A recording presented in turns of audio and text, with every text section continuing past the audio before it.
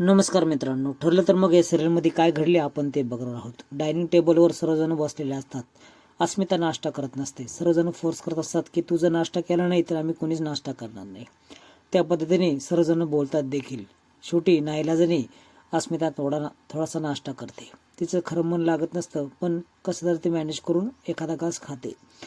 इकडे अर्जुन सांगत असतो की काय सुमनचा पत्ता लागला काही नाही. त्याच वेळेस अर्जुनला चैतन्याचा फोन येतो आणि मी काय बोलतो ते नीट ऐक, मला मैपत दिसला आहे.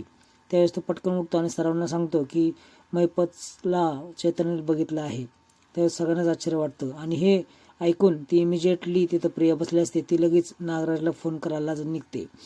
ती फोन करून नागराजला बोलते की काका कुठे आहेत तुम्ही, झोपले होतात का काय? मैपत कसा काय सुटला?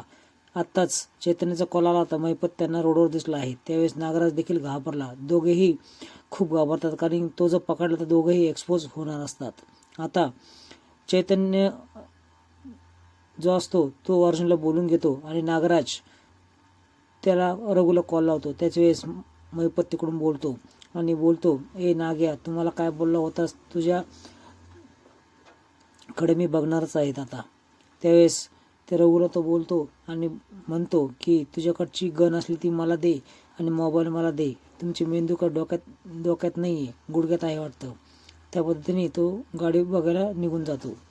इकडे नागराज आणि प्रिया भेटतात. इकडे लोकेशन चैतन्य देतो अर्जुनला. त्या पद्धतीने अर्जुन त्या ठिकाणी येतो. तो इमिजिएटली सावंत यांना फोन करून त्या ठिकाणी बोलून घेतो. अर्जुन आणि चैतन्य दुसऱ्या बाजूने मैपतला शोधण्यासाठी निघतात आणि इकडे पोलिसाची गाडी असते. त्या ठिकाणी झाडापाठीमागून मैपत लपलेला असतो. तो मैपत ते पोलिसांची गाडी बघतो आणि हे इथं काय करतात असा विचार करतो. तो त्यांना हातावर तुरी देऊन दुसरी ठिकाणी पळतो. हे प्रत्येक ठिकाणी प्रत्येक लेडीजला जेंट्सला विचार असतात की मैपत दिसला का. सर्वांची नाराज होऊन त्या ठिकाणी पुन्हा ते येतात. आता मैपत एका चाळीमध्ये गेलेला असतो. तो एका डायरेक्ट घरामध्ये घुसतो आणि बंदूकचा धाक लागून तिथले सगळ्या लोकांवर ताबा मिळवतो आणि स्वतः त्या ठिकाणी लपतो. सर्वजण खूप घाबरलेले असतात. आता इकडे रविराज आणि प्रतिमा आत्या देखील सुभेदारांच्या घरी आलेले असतात. ज्यावेळेस सर्व रूमची चौकशी करता करता तो एका रूमपाशी येतो. त्यावेळेस त्या रूममधून आवाज दिला तरी कुणी येत नसतो. त्याच वेळेस तिथून एक मुलगा येतो, जो मुलगा मैपतने पटायला असतो. तो सांगतो लाईट बंद करा आणि तू बाहेर जा आणि मी घरात एकटाच आहे असं तो बोलतो. पण त्याच वेळेस घरातल्या एका बाईचा पदर अर्जुनला दिसतो आणि तो खूप घाबरलेला मुलगा पाहून याचा डाऊट क्लिअर होतो की मैपत याच ठिकाणी लपलेला आहे. तो इमिजिएटली सावंत यांना बोलून घेतो आणि सांगतो की मैपत इथं आहे. आता पुढच्या एपिसोडमध्ये काय होईल हे आपण बघणार आहोत.